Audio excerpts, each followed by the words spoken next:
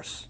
Beyond a doubt, I think the work that introduced Bill Cooper to the world has to be Behold a Pale Horse. Now, Bill had released a lot of other documents and things, but up until 1991, when the book was published, self-funded, by the way, the book starts out with Bill describing himself, who Bill Cooper is. He was reared in an Air Force family, goes through his early childhood years up to when he came back from Vietnam, and then where he got all of this information that he was putting into his book and why he felt compelled that he had to release this information. This title is from the book of Revelations, because I have to tell you this, and you may think I'm nuts if you want to, but this is the truth. Either these men are following the book of Revelation, the book of Revelation as it is in the Bible. Mm-hmm. They're either following it just like a plan and bringing the prophecies in there to pass to manipulate and control those who believe in those prophecies and neutralize them, so to speak. In other words, if this is written in the Bible and God has ordained it, who am I to resist? It must come to pass, so I'm not going to try to stop it. Okay. What a perfect way to neutralize the opposition right off the bat. Or there really is a God, and what he said was going to come to pass is coming to pass. And I named this, Behold a Pale Horse, from chapter 13 of the book of Revelations. The fourth horse, the fourth horseman of the apocalypse is the pale horse. And I looked, and behold a pale horse, and his name that sat upon him was Death. And hell followed with him, and power was given unto them over the fourth part of the earth, to kill with sword, and with hunger, and with the beasts of the earth. And that is taking place now today. The fourth horseman is riding across the world now. That's what AIDS is all about. That's what all these little brush fire wars all over the world are all about. That's what's happening. That's why cancer cures are suppressed. So it's not hidden at all. It's there for anybody who wants to look. And I get people who still come to me all the time and say, Bill, you're all wrong. It's the Jews. The Jews are subverting the world. Man, it's not the Jews. It's not the Catholics. It's not the blacks. It's these men who belong to the ancient mystery schools, who meet in secret and decide the fate of the world. And they belong to all different races and all different nationalities and all different religions to the public point of view. But in secret, it's a different story. Bill's second major contribution, and arguably his most compelling, was the 42 hours worth of dedicated broadcasts into the history, origins, and agendas of secret societies. The series was simply called Mystery Babylon, and began with an interpretation of the Stanley Kubrick classic 2001, A Space Odyssey. To simplify, I guess we could say that Bill took us on a journey through the language, religion, and symbology of the elite, the power structure. What do these people believe? He started out with something modern and then took us way back into the ancient texts of the mystery schools, ancient Egypt, some of the beliefs and mythology of ancient Egypt, tons and tons of Masonic works and other mystery texts.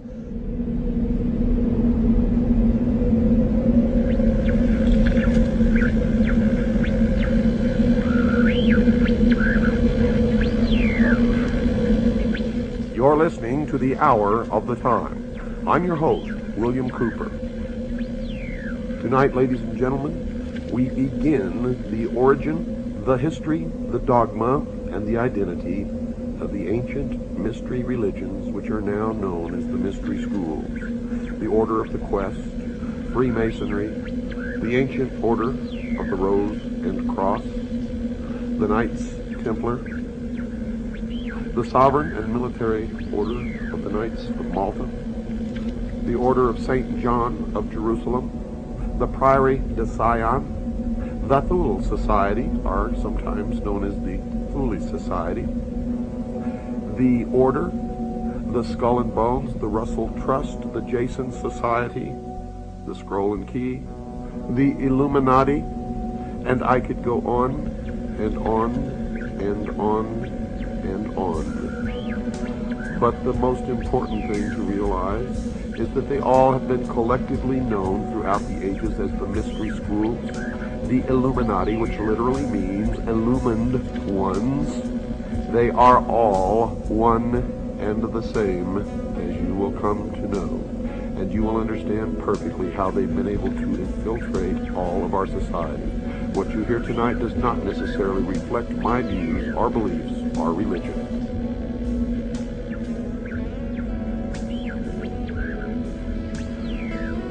They have ruled from the shadows, you see.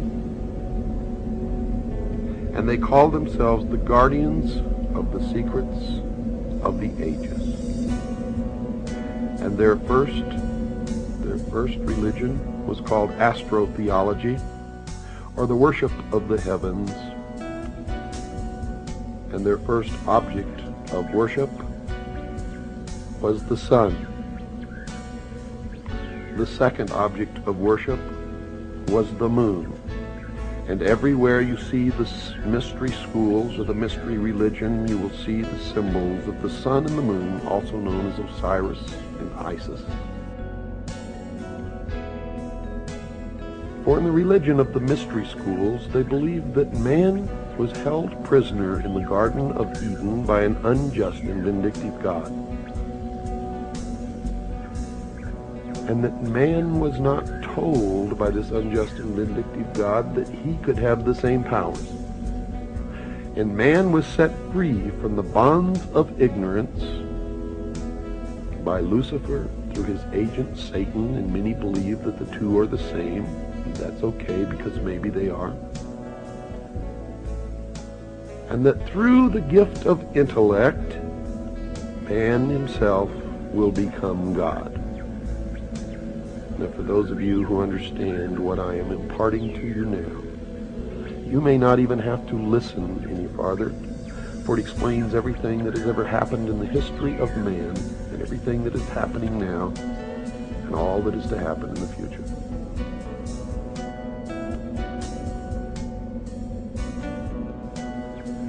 They believe that the tree-dwelling ancestors of man were among the most intelligent beings of their distant age.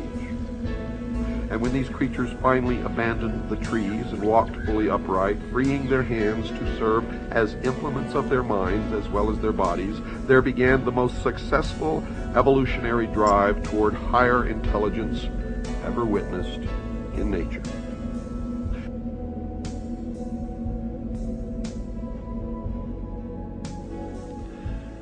Now notice, Lucifer was called the son of the morning star. It was also called the morning star, and there is a great mystery here, because Christ also called himself the morning star. But I have been told by those who have been initiated in the mystery schools that Christ and Lucifer are one and the same being. What you believe, of course, is your own business, and is not my intention to make you believe anything, but rather to impart to you what I have learned over many, many years of study into the secrets of those who worship the ancient mystery religions in secret for thousands of years.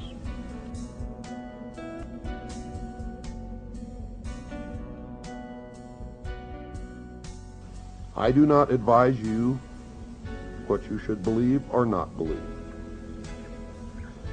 But I do advise you that we all need to learn as much as we can about everything that we can, because one thing I have learned in my life is that most of what we have ever been taught has been a lie.